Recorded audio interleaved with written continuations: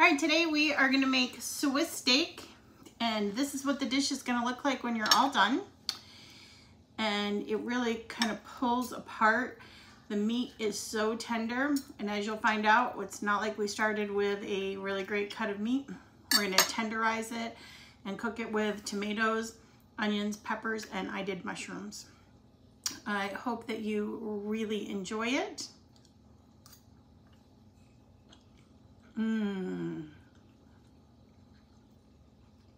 All right, next up, I'll show you all the ingredients you'll need to make your own delicious Swiss steak.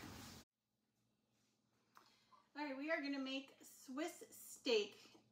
These are all the items that you're gonna need. You're gonna need a little bit of olive oil. You're gonna need flour. You'll need a piece of inexpensive red meat or steak, and we'll talk a little further about that in a minute. And you're gonna need between 1.5 and 2 pounds.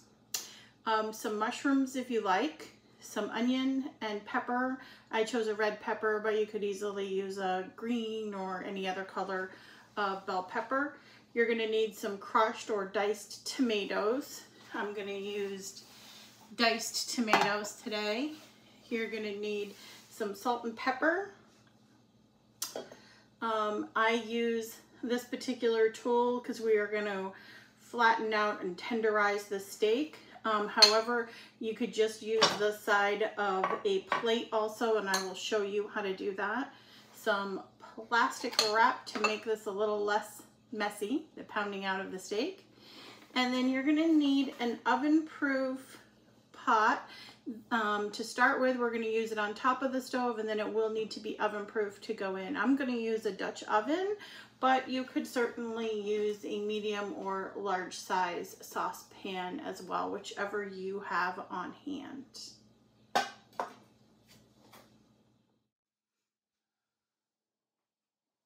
Okay, so now you can see that I have trimmed off all of the fat, or most of the fat, off of the steak, and you will need between 1.5 and 2 pounds.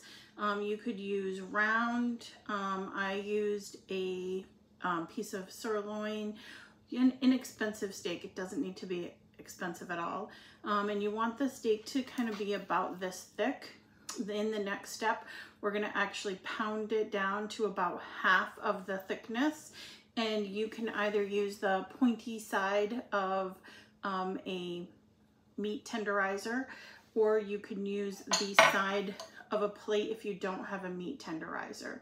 So I'm gonna go ahead and put plastic wrap on top of the steak for when we're gonna use the plate. We'll make it a little less messy. If you're not afraid of the mess, then you don't need to do it, but I'll show you how to do it just in case you wanna keep the mess down a little bit.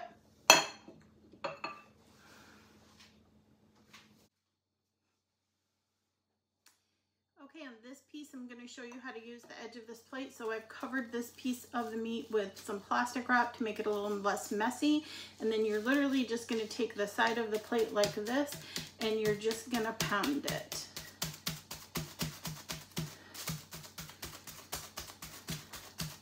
And when we're doing this, it is tenderizing the piece of meat. That's why, as I said, you don't need to use a really high quality piece of red meat for this.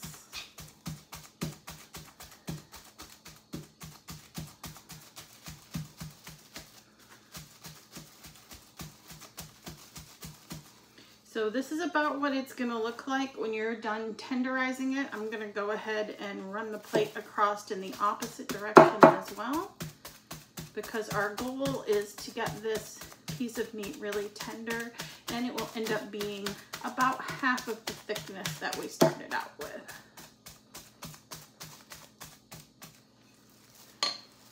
All right. There you go. As you can see, that's kind of what we're looking for, and that's about the thickness. I'm going to go ahead and tenderize all of the other pieces, and our next step will be to put a good salt and pepper on both sides, and then dredge them in flour. Okay, now that I've gone ahead and tenderized this piece of meat, and I did go ahead and do it on both sides of the piece of meat, we're going to put a really generous amount of salt and pepper. And I put this on both sides.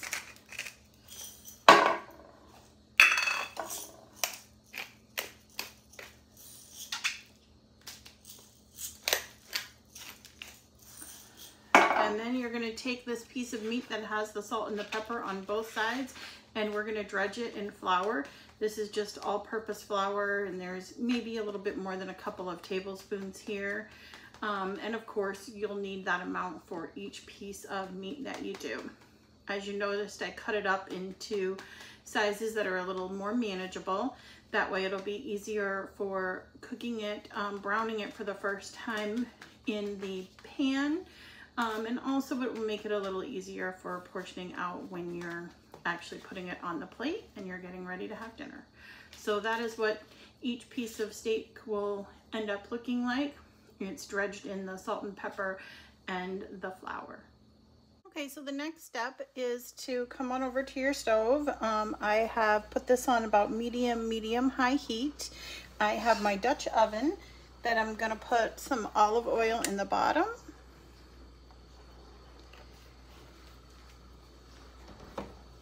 And a little bit of garlic. If you are not a garlic fan, you can easily omit the garlic. The same way, if you are not a fan of mushrooms or peppers, you can certainly omit them as well. The onions are part of what gives this dish a real flavor. You could omit those and use the peppers and the mushrooms instead.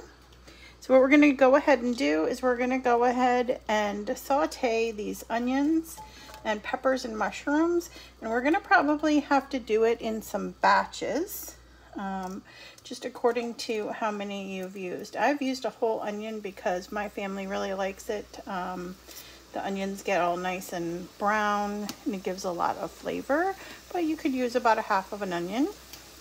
Also, you can see this onion is humongous.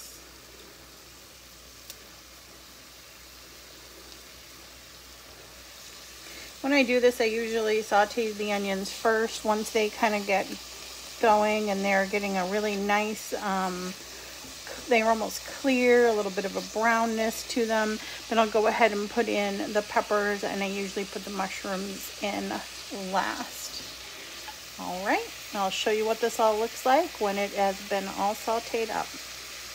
Okay, so this is what the simmering or simmered onions, peppers, and mushrooms look like. I did put the garlic in there. I did also season them with some salt and pepper, and don't freak out, I did actually clean off the container after I used them when I pounded out the meat. So this is what it's going to look like right now. My next step is I'm going to go ahead and take all of this really goodness out of the pot, and then I'm going to go ahead and put the steak in there to kind of brown it on both sides, because then all of the ingredients are going to come together. And with some tomato, the diced tomatoes or crushed tomatoes, I'm going to use diced tomatoes simply because it's what I have on hand, but you could also use crushed tomato. Once I put it all together, then I'm going to put it in the oven, and it is going to bake in the oven for about 1.5 hours. You can let it go a little bit longer. When you're baking it in the oven, that's what makes it so tender, and all of those flavors will really come together. So the next step, I will show you how I'm going to brown the meat in this Dutch oven. Flour and salt and pepper, and now we're going to brown it right in the Dutch oven. So I have a little olive oil in here, and I'm going to let it kind of, the olive oil is about medium high. We're just going to let it brown on both sides.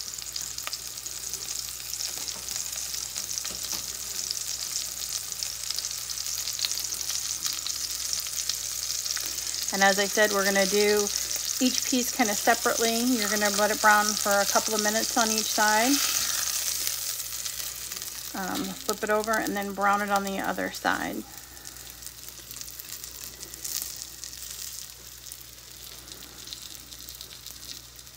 So you're gonna do this with each piece of the meat. I usually kind of, as I'm browning them, I would go ahead and throw the next one in and kind of move this one over. As you can see, once I have them all nice and brown, I'm gonna put everything back in the pot along with those tomatoes, and then I am gonna go ahead and put it in the oven. And when I put it in the oven, it depends on exactly how long I'm gonna cook it. Like today I have plenty of time. I'm gonna cook it at 325 degrees, and I'm gonna cook it for between 1.5 and 2 hours. I'll kind of test the meat and see how tender it is. Say you're in a little bit more of a hurry, you could make it so that the temperature is 350 and have it in there for about an hour to an hour and 15 minutes. It's just not going to be quite as tender. So a little lower on the temperature is what I recommend, and a little bit longer. I will show you what it looks like right before I put it in the oven. Okay, so this is the Swiss steak right before I'm going to put it in the oven. And I hope you can kind of see the tomatoes are on the top. There's the onions, pepper, and mushrooms, so the vegetable mix. And it's layered, so the steak and at the bottom, then the mixture, and then more steak, and then the mixture, and then the last piece of steak and the mixture on top of it. You can kind of see that there's a little bit of the steak sticking out there. So I'm gonna go ahead and add a little bit of water to it so that then all of the contents, like the steak, are all submerged in the liquid, because as that cooks, that's what's gonna make that Swiss steak so delicious and honestly just so tender. It's the cooking it slowly for a long period of time, and that's why we can start out with a cut of steak that isn't really great, because it is by the tenderizing and the cooking method. That's what's going to make this so tender and so delicious. All right, the next time that you'll see this is after it's been cooking in the oven, and I'm getting ready to put it on a plate and enjoy it. See you soon. Okay, so the Swiss steak has just come out of the oven, and this is what it looks like. All yummy and delicious in there. And this is a piece of the steak, which is super, super tender. You can see it's actually almost falling apart. My grandmother used to actually serve this over either rice or potatoes. Tonight we are gonna have it just with a salad on the side. I hope you make it. I hope you enjoy it. And please leave me a comment, and feel free to subscribe to our channel.